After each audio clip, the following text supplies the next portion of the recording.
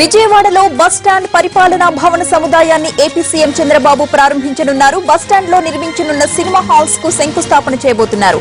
అనంతరం వెలగపూడి వెళ్లి సచివాలయ నిర్మాణ పనులు పరిశీలించనున్నారు. దీనికి సంబంధించిన పూర్తి అప్డేట్స్ మా ప్రతినిధి ఆలూరి రమేష్ అందిస్తారు. రమేష్, చెప్పండి, బస్టాండ్ లో సినిమా హాల్స్ నిర్మాణ పనులు శంకుస్థాపన, అలాగే వెలగపూడి టూర్ కు సంబంధించిన పూర్తి అప్డేట్ ఏంటి?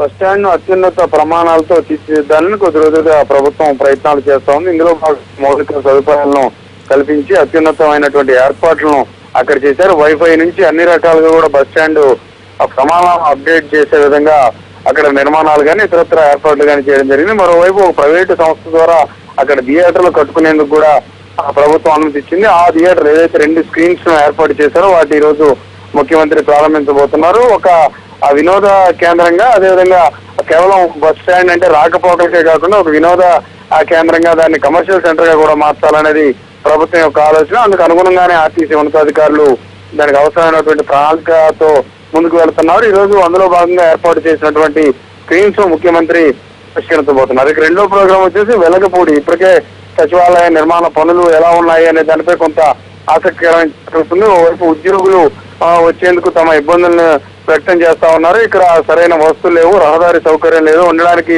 ఇళ్లు లేవు అంటూ వారు కొన్ని అభ్యంతరాలు వ్యక్తం చేస్తున్నటువంటి పరిస్థితి ఉంది.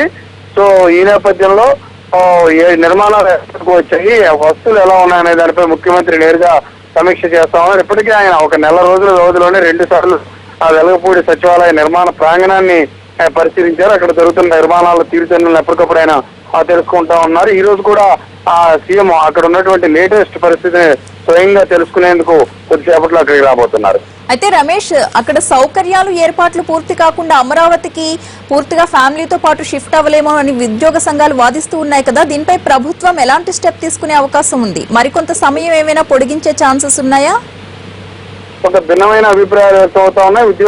ఉద్యోగులు ఒక పక్క తాము వచ్చేందుకు సిద్ధమని చెబుతూనే మరో పక్క మౌలిక సదుపాయాలు లేవు, వస్తువులు లేవు అని చెబుతూ వస్తున్నారు. దీనిపై ప్రభుత్వం కొంత సీరియస్ గానే ఉంది. వస్తే ఒక నెల రోజుల వ్యవధిలో అన్ని సెట్ అవుతాయి, అన్ని పరిష్కారం అవుతాయనేది ప్రభుత్వం యొక్క ఆలోచన. అయితే ఉద్యోగ సంఘాలు పదే పదే తమకు ఇబ్బందులు ఉన్నాయని, కనెక్టివిటీ లేదని రకరకాల సమస్యలను తెరపైకి తేవడంపై ప్రభుత్వం కొంత సీరియస్ గానే ఉంది. ఏదేమైనా ఉద్యోగుల తరలింపు విషయంలో మాత్రం ఎక్కువ సమయం ఇవ్వకూడదు, వారికి మరో అవకాశం ఇవ్వకూడదు. అనుకున్న విధంగా 27 నుంచి సాధ్యమైనంత ఎక్కువ మందిని ఇక్కడికి తీసుకురావాలని లక్ష్యం ఏదైతే ఉందో అందుకు అనుగుణంగా పనిచేయాలని ఉన్నతాధికారులకు ముఖ్యమంత్రి ఆదేశాలు ఇచ్చారు. Right, thank you Ramesh.